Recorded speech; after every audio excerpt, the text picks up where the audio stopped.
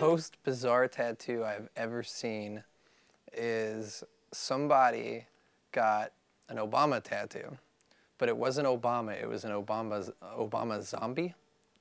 So it was like Obama's face, you know, like the big Obama picture that's different colors. But they got that, but it was like he had like Frankenstein bolts in his neck and like his brain was coming out of his head. When tattoos first were being started, they were, you know, there were sailors, bikers, stuff like that. People of not necessarily like low class, people in like a lower class, but people that did like actual laboring jobs. Now I've seen pretty much anybody from a construction worker to I've seen lawyers get tattooed. Pretty much everybody nowadays has at least one tattoo. Tallahassee is not what I would consider to be a tattoo town.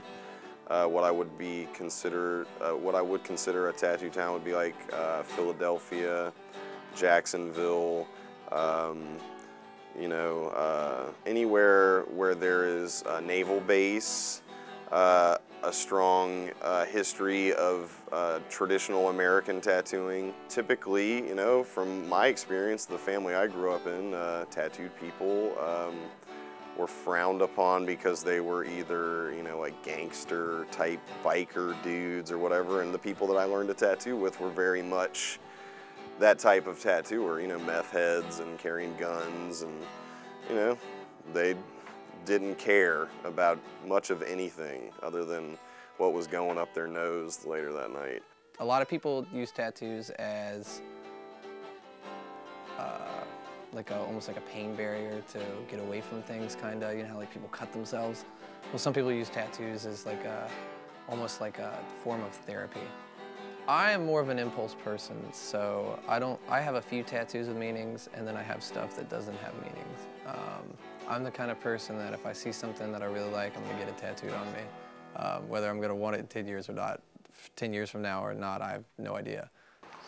I've got stars on my hip, and I've got a bird on my wrist, and another bird on my shoulder. The stars was my first one when I was 18, and it was just kind of for the heck of it, out of boredom, just to see what it was like. The bird used to be a different little circle symbol that I got with one of my best friends, and we had a huge falling out. We both got them covered up, and now we both have black animals on our wrist in the same spot. And the bird on my shoulder was just a spur-of-the-moment type thing, and I really like birds. Getting the tops of your hands, your fingers, your neck, or your face tattooed is probably not a good move if you're not prepared for the repercussive nature of that. I have the True Love tattoo. That's where I think it becomes a problem, but that's all up to the individual. Some people like problems in their life. There's a lot of really good shops. Most of them have certain artists that are better than others. But shop-wise, I would say Solid Ink is very good, and No Regrets definitely has some really good artists.